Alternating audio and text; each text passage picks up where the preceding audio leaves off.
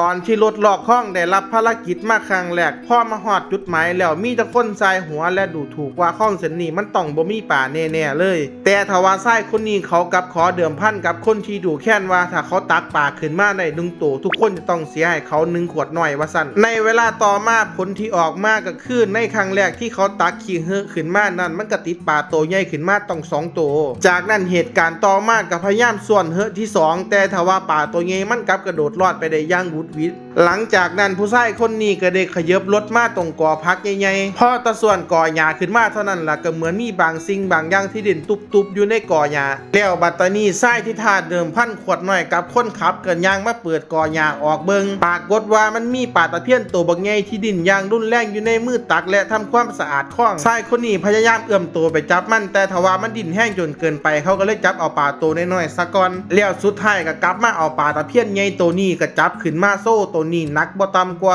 2กิโลว่าซั่นถ้าท่านผู้ชมทางบ้านคนใดมักวิธีการหาปลาแปลกๆแบบนี้ก็ซอยกดไลค์และกดติดตามแน่เด้อครับ